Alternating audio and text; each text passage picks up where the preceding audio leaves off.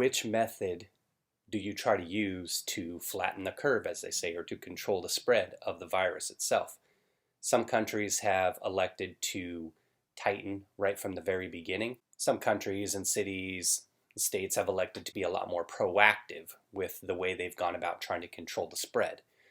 Other countries let it spread for a while, and once it got out of hand, decided to lock a ton of people inside.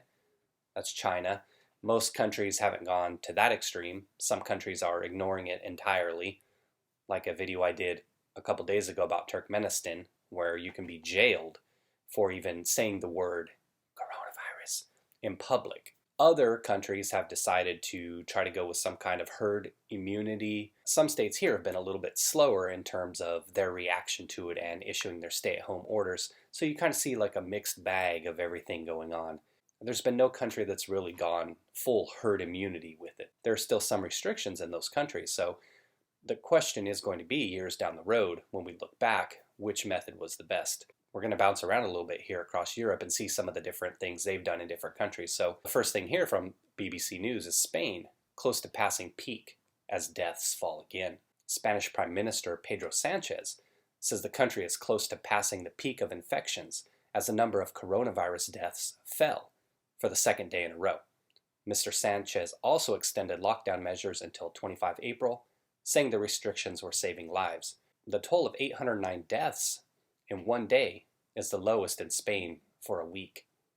Meanwhile, officials are trying to get masks for all citizens as part of plans to eventually ease restrictions. Face masks are currently almost impossible to get a hold of in Spain. The government had previously said they served little purpose outside hospitals, and obviously we heard that here as well. However, views on wearing face masks appear to be shifting in Western countries, with U.S. health authorities on Friday recommending their use to the public. Austria, the Czech Republic, Israel, and Turkey have also mandated the use of masks in various public places. So I just wanted to show you this real quick, but think about that though. Spain, 809 deaths, lowest in a week. So that's kind of the bright spot. They think that they finally are starting to flatten the curve after seeing the death rate decline for 2 days in a row, but still 809 deaths in a day, right? That's pretty drastic. So hopefully things continue on for them. If you drop down to 809, still a large number, but that's hope, right? And that's what you're looking for in these situations. This is a New York Post article from March 18th. They were actually going with the herd immunity strategy. So what it says here is they gave up on the strategy. And again, this was March 18th. So for a period of time, they had been relatively lax in terms of their laws.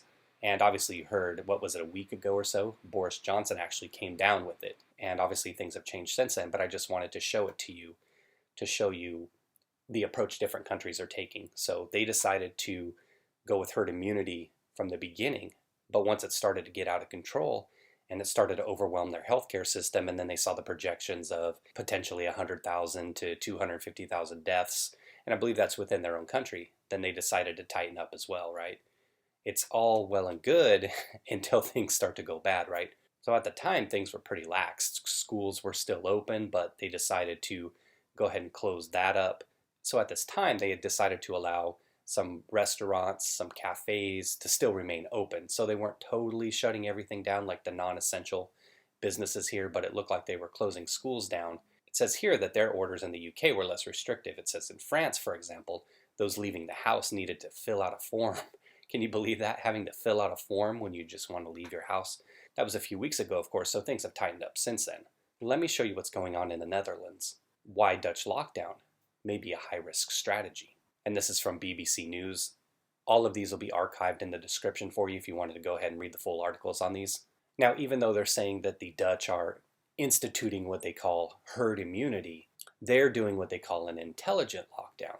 Now it says here, but the infection is spreading rapidly and has become one of the world's highest mortality rates from the pandemic. The Dutch have also been accused of failing to show solidarity with countries in southern Europe hit hardest by the coronavirus. So it asked the question, what is an intelligent lockdown? The Dutch are among the few openly embracing the contentious idea of group or herd immunity. It's an approach characterized by one Dutch global health expert as cold and calculated. Having shunned the stricter measures of neighboring states, the government has pursued an intelligent or targeted lockdown. It wants to cushion the social, economic, and psychological costs of social isolation and will make the eventual return to normality more manageable. According to the author of the article, it says here, my local florist, ironmonger, delicatessen, bakery, and toy store are still serving customers. Posters on the door and sticky tape on the floor encourage people to give space to each other. Staff at the tills wear surgical gloves.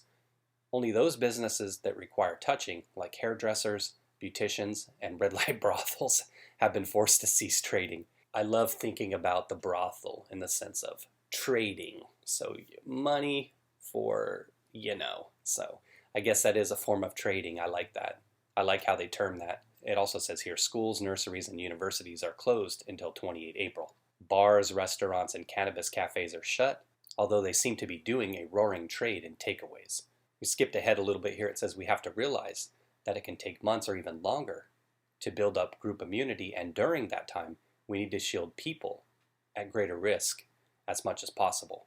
A professor at the University of Amsterdam believes the UK government did not have measures in place for such a policy. It left people dangling and feeling like they were part of a bizarre social experiment, he says. The question's asked, can it work?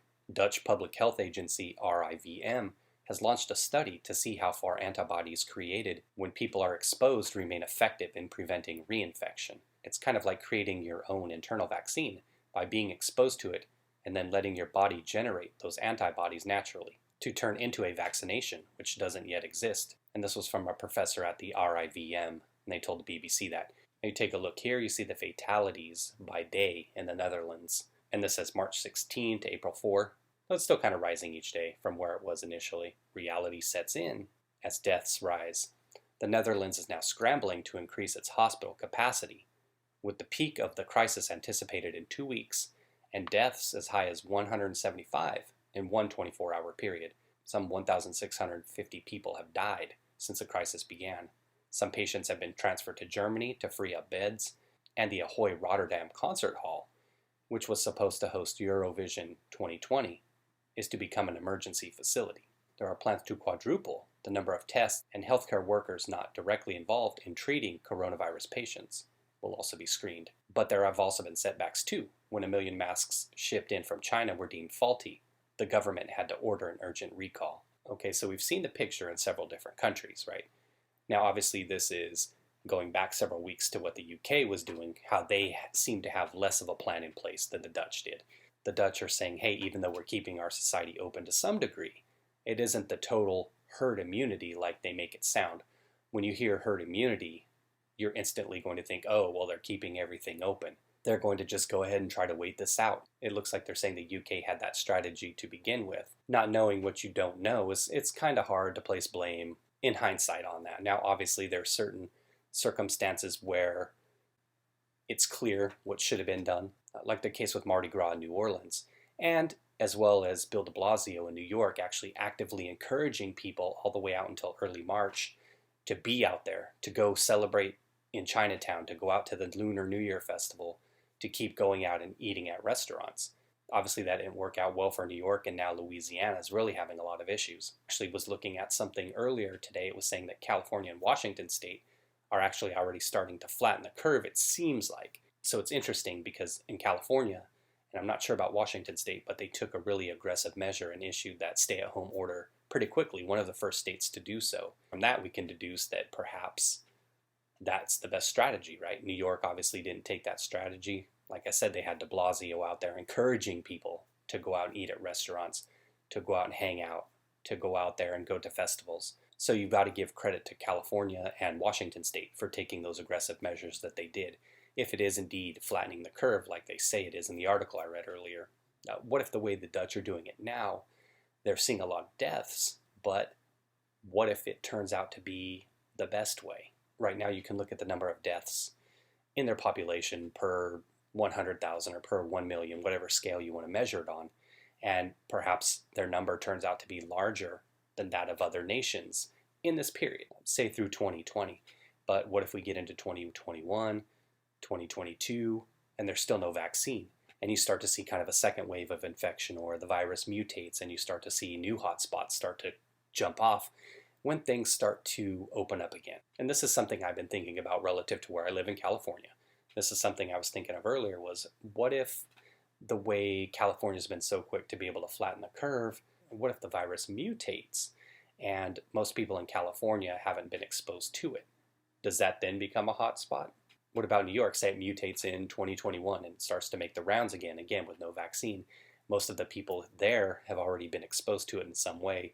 And with so many people having it there, you would assume some kind of larger level of herd immunity relative to California, of course, or Washington state. Those are things we won't know until the time comes. Hopefully the time doesn't come, but those are things we won't know until some future date and time. So again, it begs the question, which method is better? Right now, you can obviously say, hey, let's lock everybody in. Let's flatten the curve as quickly as possible. And obviously there's that human toll. There's a social toll in terms of psychology. You know, people are out there worried, scared for their lives. And that would be older people, of course. And they should obviously have those concerns because they're more susceptible. Economic side of it as well, shutting down an entire economy for a month, 2, 3 months, however long that goes on, it's definitely detrimental because a lot of businesses aren't going to come back. A lot of jobs aren't going to come back and they're going to be lost in all of this. So what's the proper balance, right? It's impossible to know. A lot of countries are putting the human toll over the economic toll. And obviously that's how you got to go about it, right? I get that. Of course, there are those economic tolls as well because, like we know, when people don't have jobs, when they can't provide, then domestic violence rates are going to go up, suicides are going to go up, mental health issues are going to be far more prevalent in society. So there's that balance. But again, it's just something you can never know until you've had a chance to examine the data years down the road.